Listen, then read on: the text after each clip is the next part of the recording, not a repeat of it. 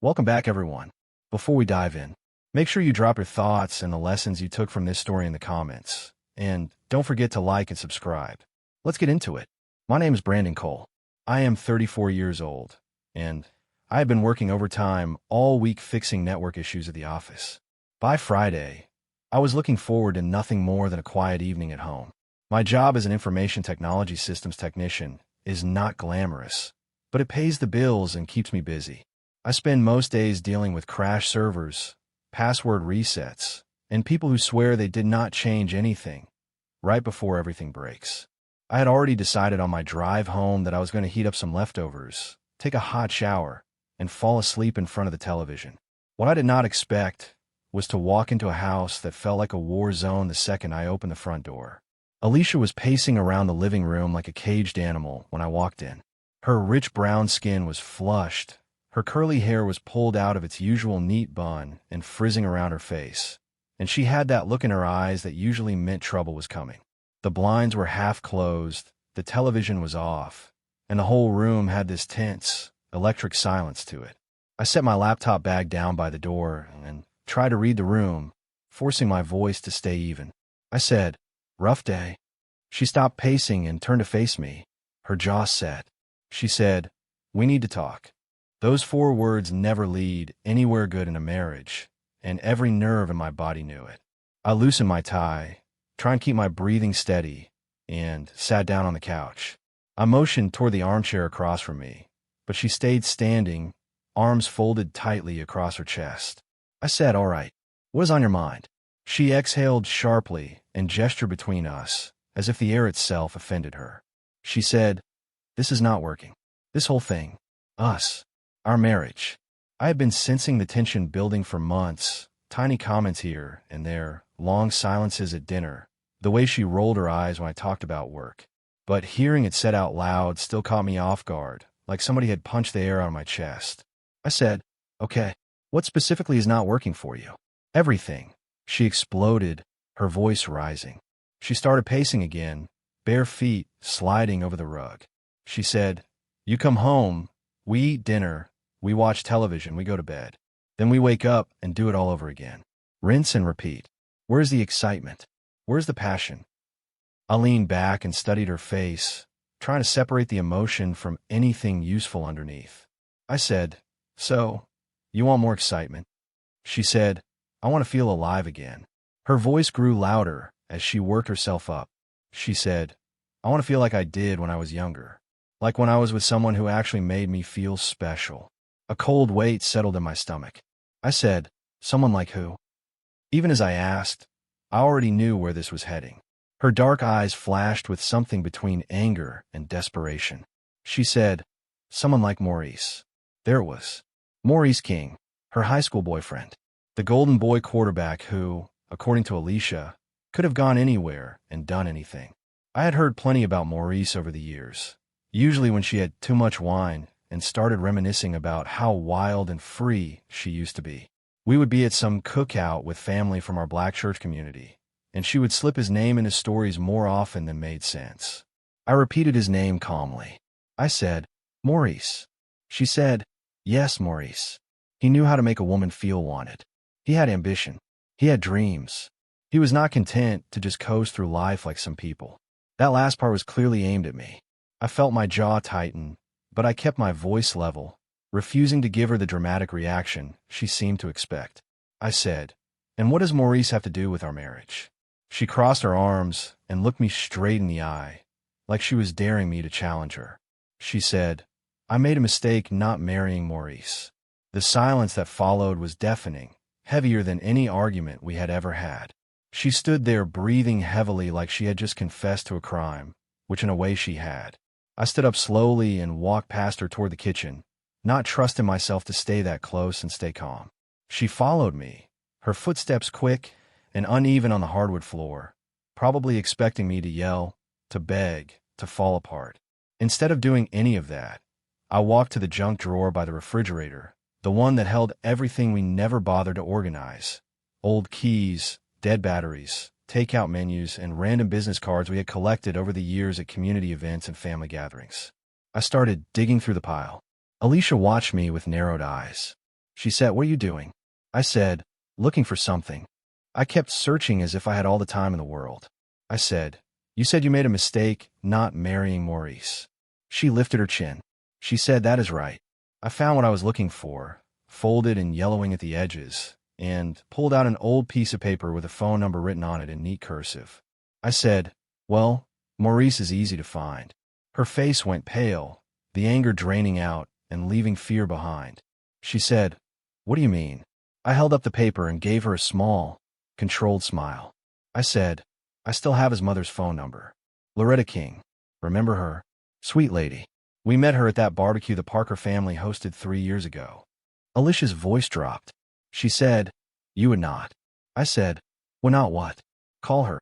I pulled out my phone and started dialing the number from the paper. I said, "Why not? If you were so convinced Maurice was the one who got away, maybe we should see how he feels about it." She said, "Stop." But the edge was gone from her voice, replaced with a thin tremor of panic. The phone rang once, twice. A familiar voice answered, warm and slightly surprised. She said, "Hello." I said, "Hello, Ms. King. This is Brandon Cole, the husband of your son Maurice's old girlfriend, Alicia. We met a few years back at the Parker barbecue." Loretta said, "Oh, yes, baby, I remember you. How are things?" I took a breath and decided to be direct. I said, "Well, that is actually why I am calling. My wife just told me she thinks she made a mistake not marrying Maurice. I thought you might have some insight into how Maurice feels about that." The pause on the other end of the line was long and telling. I stepped just far enough to the side that Alicia could not see my face, but I kept my eyes on her. When Loretta finally spoke, her voice had changed, gentler but firmer. Loretta said, "Oh my. Well, I hate to be the bearer of uncomfortable news, but Maurice has mentioned her over the years. He always said she was the biggest mistake of his life." I watched Alicia's lips part slightly, her shoulders stiffening. Loretta continued, "In fact, whenever his friends ask him about past relationships, he warns them about her specifically." I kept my tone neutral.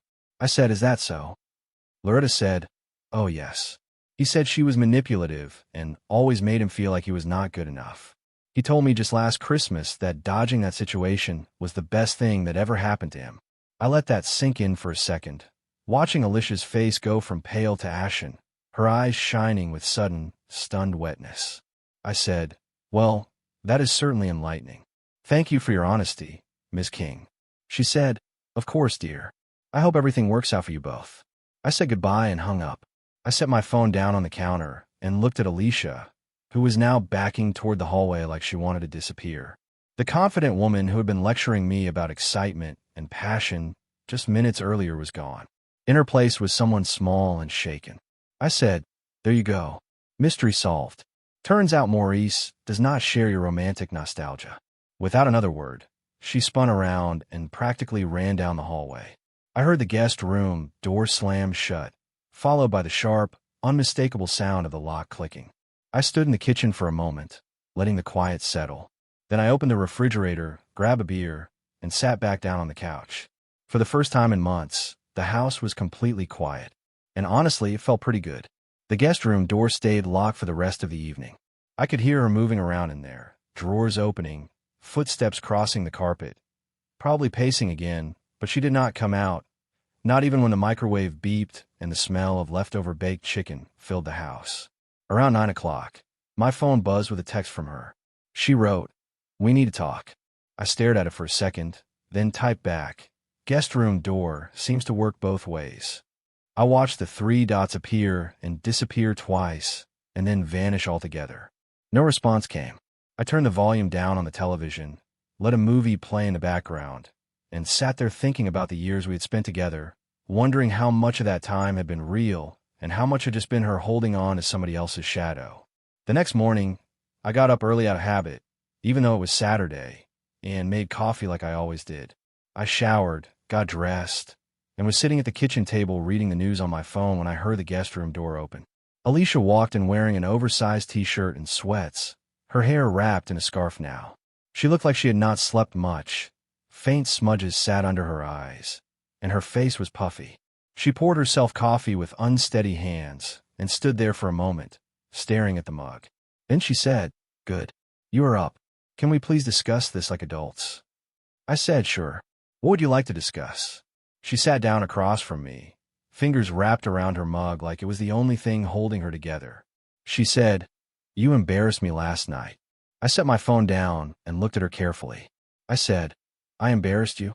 She said, "Calling his mother like that, putting our business out there. That was cruel, Brandon." I shook my head slowly. I said, "You told me you made a mistake marrying me instead of another man. You called our marriage a mistake and held up Maurice as some lost dream. But somehow I am the one who should be embarrassed." She said, "That is not what I meant."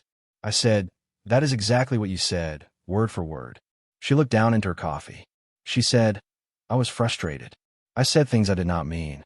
I said, "Which part did you not mean? The part about Maurice making you feel alive, or the part about me coasting through life?" She did not answer that. I took a breath and continued. I said, "Here's what I find interesting.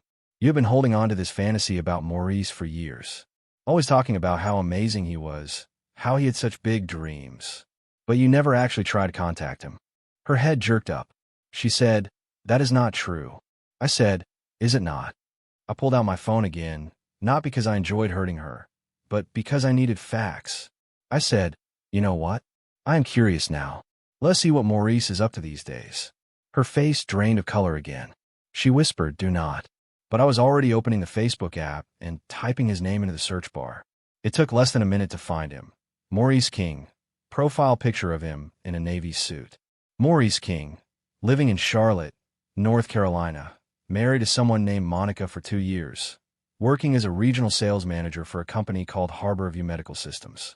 I scrolled through his profile, my thumb steady. I said, "Look at that." I turned my phone so she could see. I said, "Maurice got married to someone who is not you. Interesting how he managed to find excitement and passion with someone else." She stared at the screen, and I could see her hands trembling slightly where they gripped her mug. I said, "Want to see something else interesting?" I scrolled through his photos. Maurice at his wedding, smiling at a beautiful dark-skinned woman in a lace gown.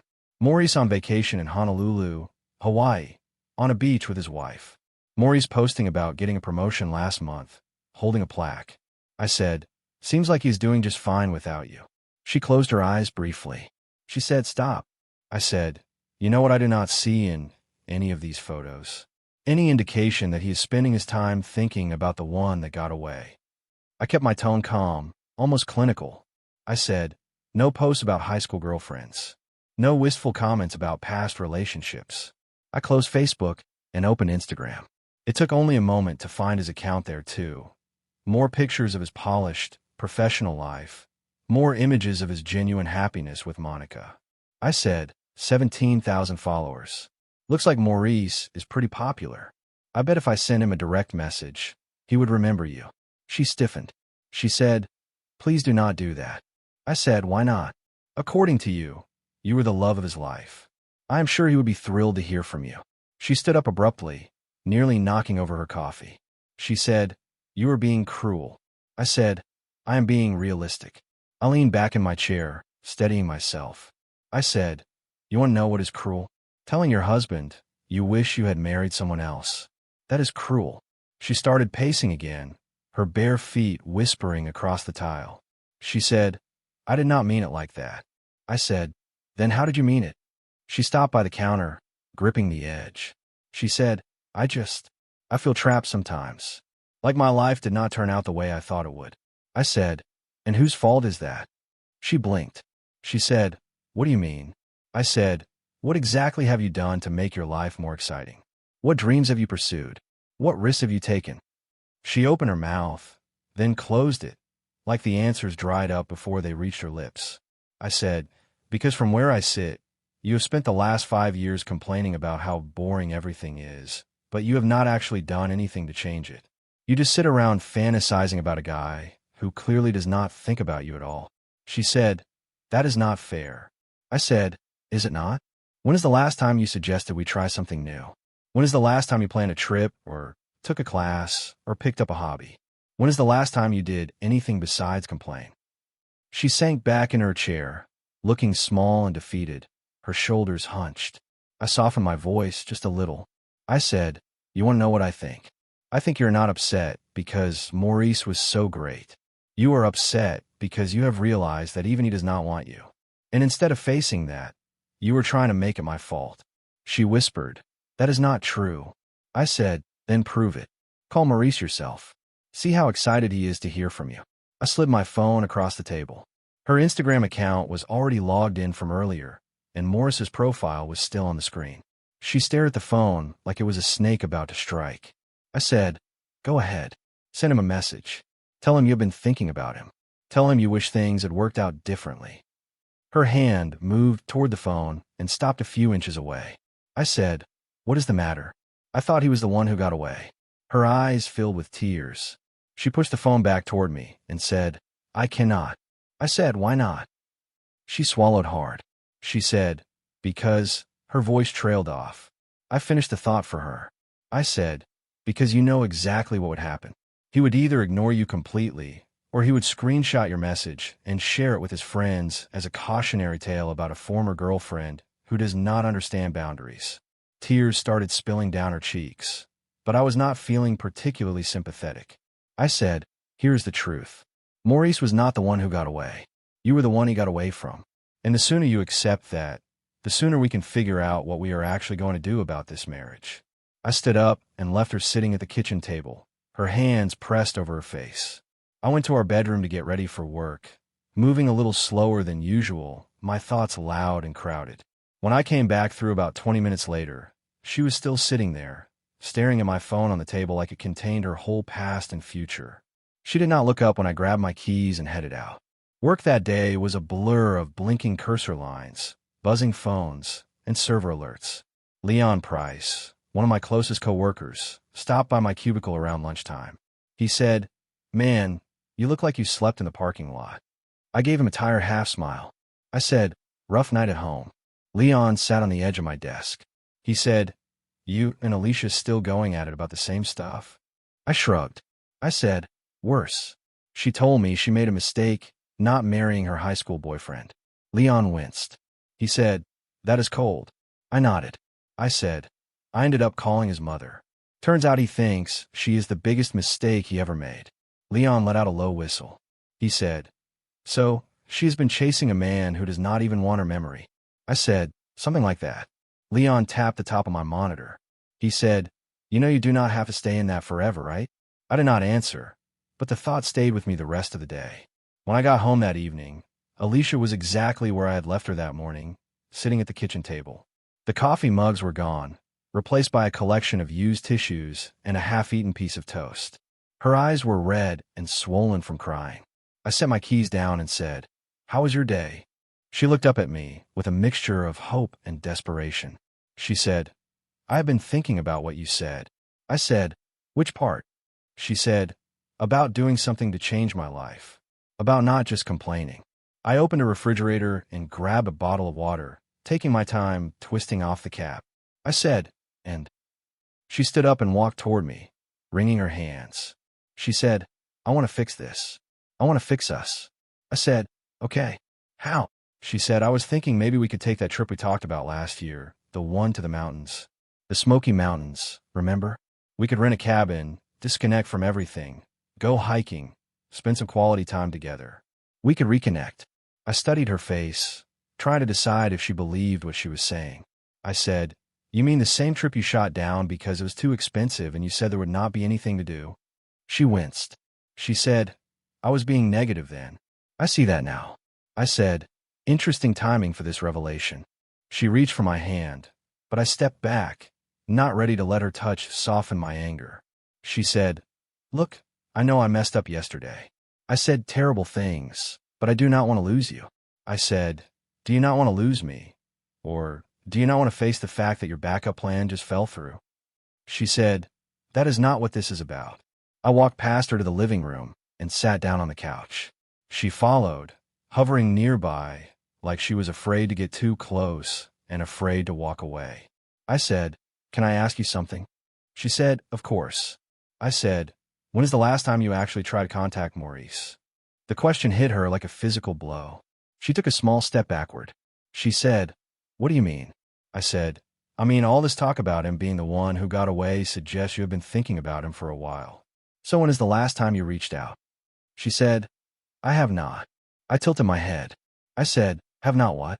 Have not tried to contact him recently, or have not tried to contact him ever. She did not answer. I kept going. I said, because here's what I am wondering. Yesterday, you seemed pretty confident about how Maurice feels about you. That kind of confidence usually comes from recent information. She said, Brandon, please do not do this. I pulled out my phone again. I said, you know what? I think I will do some detective work. She said, do not. But I was already opening her Facebook profile on my phone. I had seen her scroll through it enough times to know her password, her birthday followed by her wedding year. Not exactly creative. I said, let us see here. I scrolled through her message history. Lots of conversations with your sister. Some group messages from work. And what is this? I found what I was looking for. A message thread with Maurice King from 8 months ago. My stomach twisted, but my hand stayed steady. I said, well, here is an interesting conversation. Alicia's face went completely white. She said, stop. I kept reading. I said, your first message. Hey Maurice, I saw your post about the promotion. Congratulations. I have been thinking about you lately and wondering how you have been. Alicia lunged for the phone, but I held it out of reach. I said, his response is pretty enlightening too. Thanks. I'm doing well. Hope you are too. She said, stop reading that. I said, but it gets better. Your next message. I know this might sound weird, but I've been going through a rough patch, and I keep thinking about our time together in high school.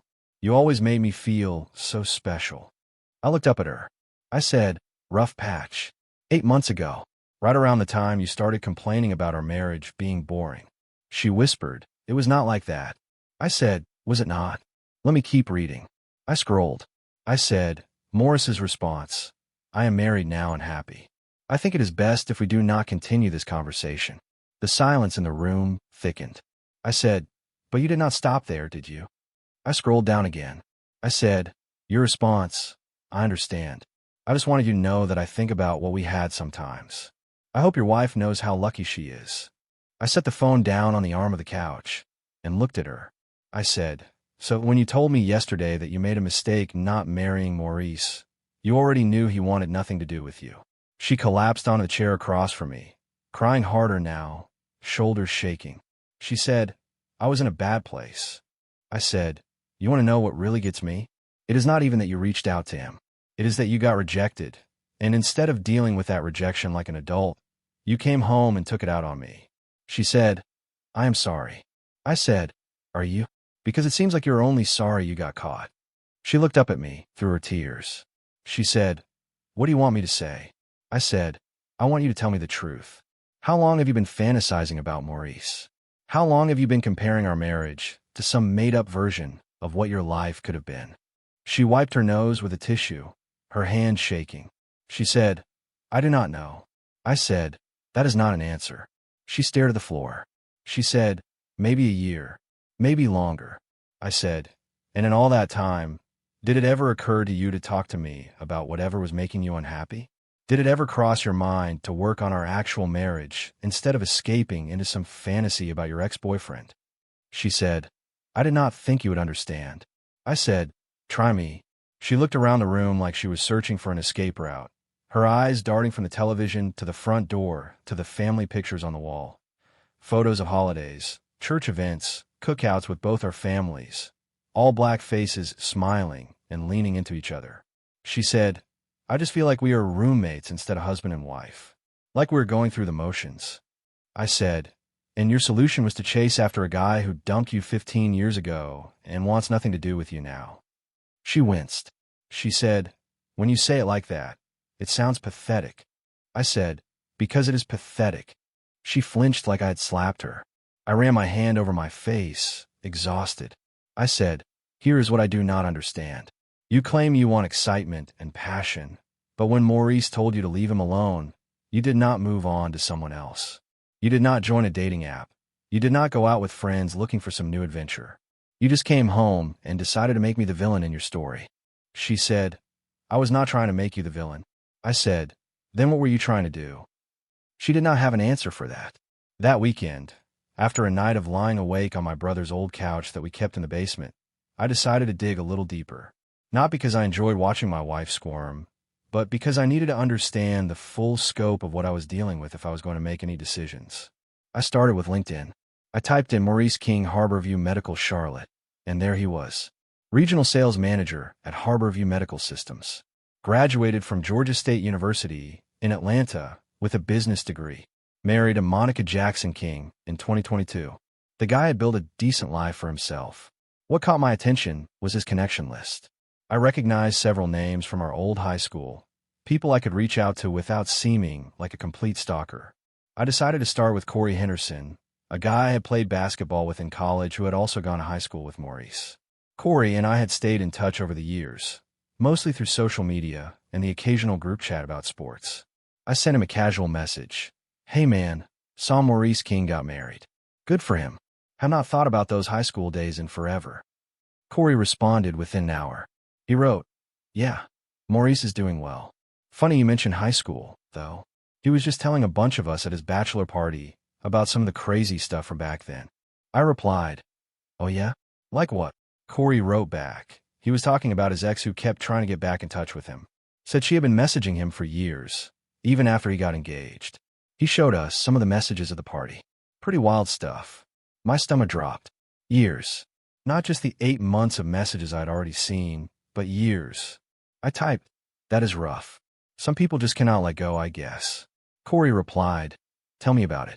Maurice said she even tried to friend his mom on Facebook. His mom told her to stop contacting the family. He was pretty embarrassed about the whole thing. I set my phone down and walked to the kitchen, where Alicia was making lunch.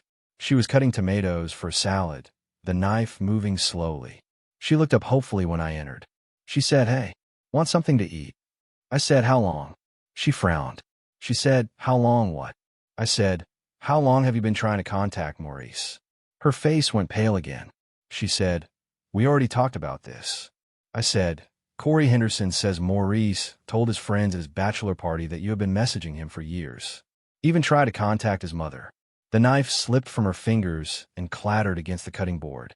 She whispered, that is not true. I said, so Corey is lying? Maurice is lying? His mother is lying. She leaned against the counter like her legs might give out. She said, it was not like that. I said, then what was it like? She was quiet for a long time. When she finally spoke, her voice was barely above a whisper. She said, I reached out a few times over the years, just to see how he was doing. I said a few times, maybe more than a few. And his mother. She said, I sent her a friend request once. I thought maybe she would want to stay in touch. I laughed, but there was no humor in it. I said, you tried to connect with your ex-boyfriend's mother. She said, it seemed innocent at the time. I said, when was this? She said, 2 years ago. Maybe 3. I said, while you were married to me. She said, it was not romantic. I was just curious. I said, and when she told you to stop contacting the family? Alicia did not answer. I stepped closer, my voice low. I said, she did tell you to stop, did she not? Alicia finally nodded. She said it would be better if I did not reach out anymore. I said, and you kept trying anyway. She said, not with her, just with Maurice. I pulled out my phone and started scrolling through her Facebook messages again, this time going back further. I said, here we go. I read aloud. I said, 3 years ago. Hey Maurice, I know it has been a while, but I saw your post about starting the new job. So proud of you. I scrolled. 2.5 years ago. Maurice, I had a dream about you last night. Is that not weird? Made me think about our senior year. Alicia whispered, please stop reading those. I kept going. I said, 2 years ago. I know I probably should not be writing this, but I miss talking to you. I miss how you used to make me laugh. I looked up at her. I said, you were stalking him. She said, I was not stalking anyone. I said, what would you call it? You have been harassing this man for years, trying to reconnect with his family, sending him inappropriate messages while he is engaged to someone else. Tears started flowing again, steady and silent. She said, I was not trying to hurt anyone. I said, then what were you trying to do? Break up his relationship? Get him to leave his fiancée for you? She said, I just wanted to know if he ever thought about me. I said, he told you he did not, multiple times, but you kept pushing. She said, I thought maybe if I could just explain how I felt. I cut her off. I said, Explain what? That you were unhappy in your marriage and looking for an escape? That you were willing to wreck his relationship to make yourself feel better? She sank into a chair, sobbing openly now. I said, "You want to know the worst part? It is not even that you were chasing after him. It is that you were so delusional about it. You actually convinced yourself that he wanted you back, that he was just playing hard to get." She said, "I thought maybe he was confused." I said, "He was not confused. He was disgusted and embarrassed. Embarrassed enough to tell his friends about you at his bachelor party." That seemed to hit her harder than anything else I'd said. Her shoulders shook as she cried. I said, "They were all laughing about it, were they not? Maurice and his friends, sitting around, making jokes about the former girlfriend who would not take no for an answer." She put her head in her hands. I said, "So when you told me you made a mistake not marrying Maurice, you already knew he thought you were a mistake.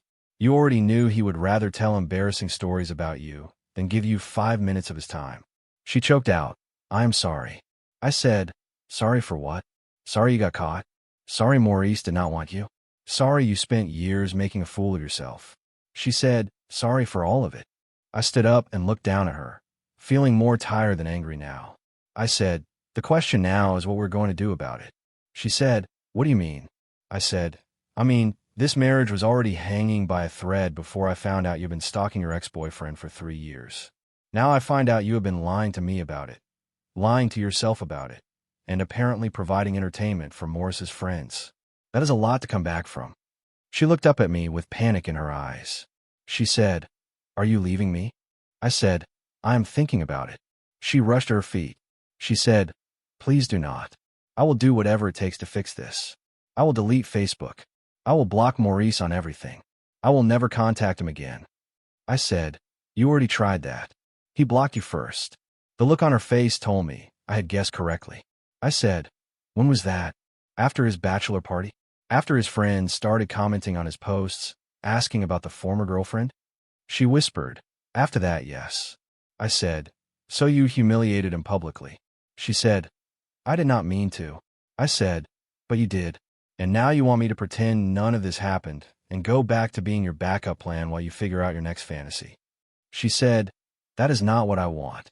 I said, "Then what do you want?" She looked around the kitchen like the answer might be written on the walls somewhere. Finally, she said, "I do not know." I grabbed my car keys. I said, "Well, when you figure it out, let me know. I will be at my brother's place." My younger brother, Damien, lived about 20 minutes away in a modest townhouse he had been renting for the past 5 years. He was 3 years younger than me, worked as a mechanic, and had never been married.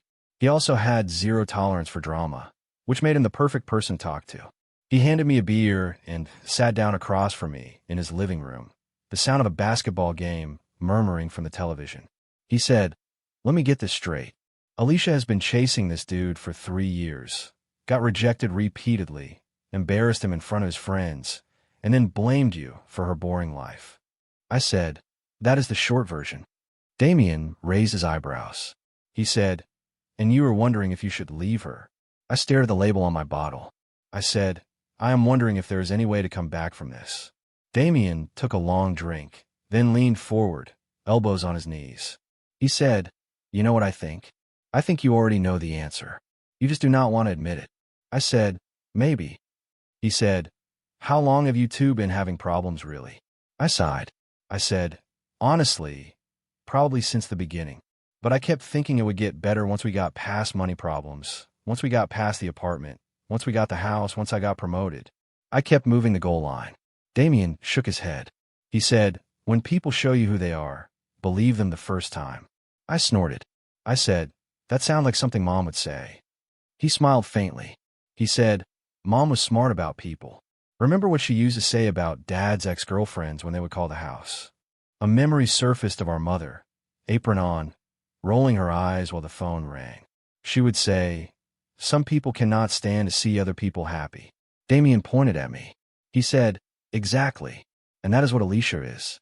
She cannot stand to see Maurice happy with someone else. And she cannot stand to see you content with your life either." My phone buzzed with a text message from Alicia. "Please come home. We need to talk." I showed Damien the message. He said, "You going back tonight?" I said, "I do not know." He said, "Well, You are welcome to stay here as long as you need. Guest bedroom is all yours. I nodded, grateful. Later that night, around 10 o'clock, my phone started ringing. It was her sister, Tanisha. I stepped out onto Damien's back porch before answering. I said, "Hey." Tanisha did not waste time. She said, "What in the world is going on? Alicia has been calling me, crying for the past 2 hours, saying you left her." I said, "Did she tell you why?" Tanisha said, "Something about a fight you had." She was not making much sense. I said, "Did she mention Maurice King?" There was a long pause. Tanisha finally said, "Oh no." I said, "Oh yes." Tanisha sighed. She said, "She has been talking about him again, has she not?" I said, "Again? How often does she bring him up to you?" Tanisha hesitated, then said, "Look, I love my sister, but she has had this weird obsession with that guy for years. Every time something goes wrong in her life, she starts talking about how different things would be if she had stayed with him." I pinched the bridge of my nose. I said, "And you never thought to mention this to me?" Tanisha said, "I figured it was just talk. Harmless fantasy stuff. I did not think she would actually try to contact him after you got married." I said, "Well, it turns out it was not so harmless. She's been trying to contact him for 3 years. Even tried to friend his mother on Facebook." Tanisha gasped. She said, "Are you serious?" I said, "Dead serious." And apparently Maurice was so annoyed by it that he told his friends about it at his bachelor party. Tanisha said, "Oh my God. She is going to be mortified when she finds out people know." I said, "She already knows." That is when Maurice finally blocked her. Tanisha was quiet for a moment. Then she said, "What are you going to do?" I said, "I honestly do not know. But I'm not going home tonight." She said, "Do you want me to talk to her?" I said, "What would you say?" Tanisha said, "That she's an idiot and she's about to lose a good man over some fantasy about a man who clearly wants nothing to do with her." I said, "Feel free." After I hung up, I sat on Damien's porch for a while, listening to distant traffic and a neighbor's dog barking, trying to let my thoughts settle. My phone kept buzzing with messages from Alicia, but I did not open them. Around midnight, it rang again. This time it was my father-in-law. I hesitated for a second, then answered. He said, "Brandon, is everything all right? Alicia called here upset, saying you had left." I said, "We are having some marriage troubles." He said, "Anything I can help with?" I actually like my father-in-law. He is a straight shooter who has always treated me with respect. I said, "She told me she wished she had married her ex-boyfriend instead of me." He said, "What?" "Maurice King." I said, "Her high school boyfriend, yes." There was a long pause on the line. Then he said, "That son of a..." "Excuse me. Not you. Maurice. That little punk has been nothing but trouble for years." I said, "What do you mean?" He said, "She used to call the house asking about him when you two first got married. Wanted to know if we ever heard from his family. Her mother told her to let it go, but she would not listen." I felt like I had been punched in the stomach. I said, "She was asking about Maurice when we were newlyweds?" He said, "First year you were married. Maybe the second year too. We thought it was just curiosity, but made us uncomfortable." I said, "So she has been obsessing over him since the beginning of our marriage." He sighed. He said, "Sounds like it. Look, I love my daughter, but she has always had a problem accepting reality when it does not match what she wants." I said, "What do you mean?" He said, "She used to do the same thing in high school. If a boy broke up with her, she would convince herself he was just confused or going through a phase. She would keep trying to get back together until the poor kid had to change his schedule to avoid her." I said, "Maurice was not the first guy she stalked." He said, "No, but he was the most persistent case. Even after she started dating you, she would bring him up in conversation. Ask if anyone had heard anything about him." I swallowed hard. I said, "Why did no one tell me?" He said, "We hoped marriage would settle her down, help her focus on the future instead of the past." I said, "Well, it did not work." He said, "No, it did not. I'm sorry about that, Brandon. You deserve better than this." After that conversation, I went back inside and told Damien I would be staying for a few days. He just nodded and said, "Good call." Let her sit with her choices for a while. The next morning, I woke up to a string of missed calls and messages. One of them was from a buddy at work. Leon said, "Dude, what is going on?" Riley from Human Resources called me asking weird questions about Alicia. I called him back. Leon said, "She was asking if I knew anything about Alicia messaging some guy for years. Said somebody mentioned it might be affecting your home life. I rubbed my forehead. I said, word travels fast. Leon said, so it is true? I said, unfortunately. He said, man, that is messed up. I am sorry. I said, yeah. Well, at least now I know where I stand. Leon said, you need anything? Place to stay? Somebody to talk to? I said, I am good for now. I am at Damien's. Leon said, all right. Just do not disappear on us. By noon, my phone was buzzing constantly. Her friends, my friends, cousins, church members, people who had heard bits and pieces of the story and the way drama always finds a way to spread. The whole thing was turning into a small-town-style circus, even though we lived in a mid-sized city. But the most interesting call came from someone I did not expect. Monica King, Maurice's wife. Her name popped up on my phone after an unknown number left a voicemail, saying she needed to speak with me. When I answered, her voice was calm but tight. She said, hi, Brandon. This is Monica King. I know this is going to sound strange, but I think we need to talk.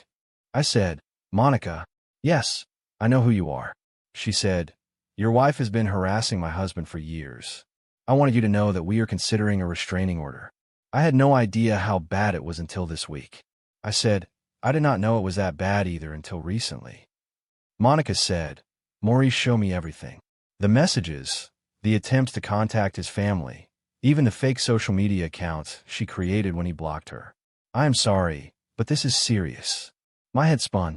I said, fake accounts. There was more I had not known about.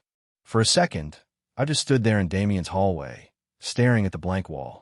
Then I said, I am filing for divorce. I told her this marriage is over. Monica exhaled audibly.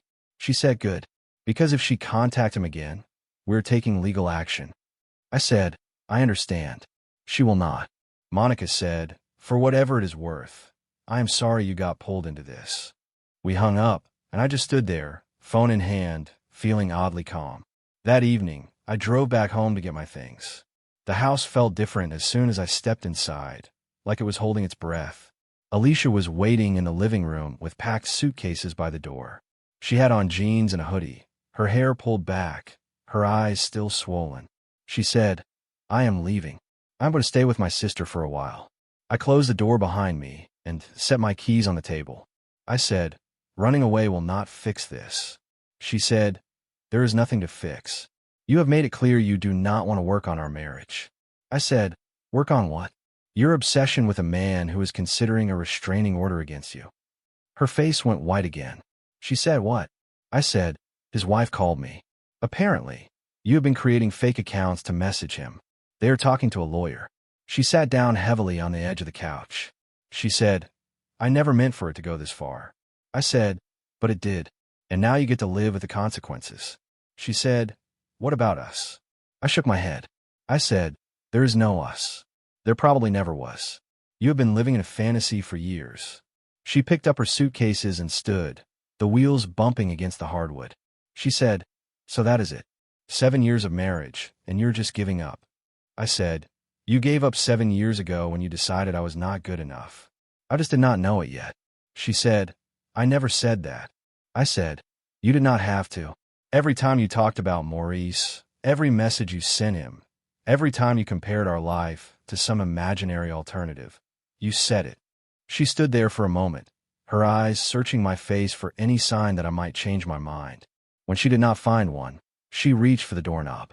She turned back and said, for what it is worth, I am sorry.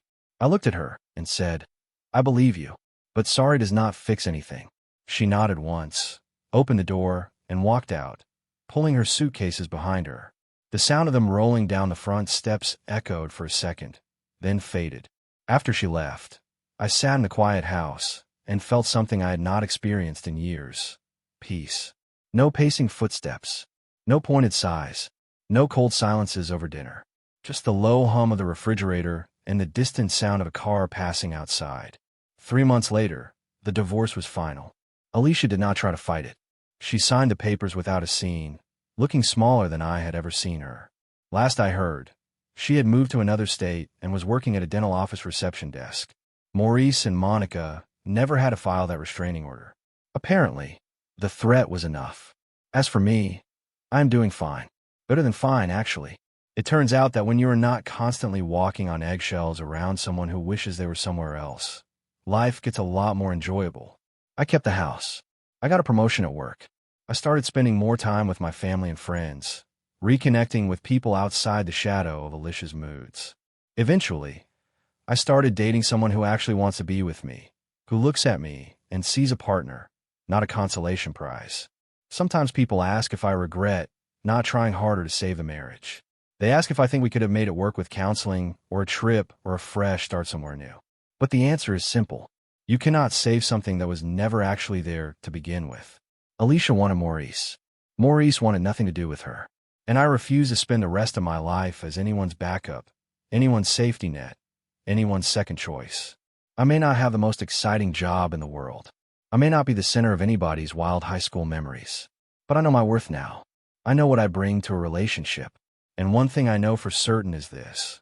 I will never again stay with someone who treats my life like the life they settled for.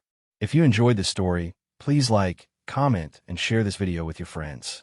Subscribe and turn on the notification bell so you never miss a powerful story drop.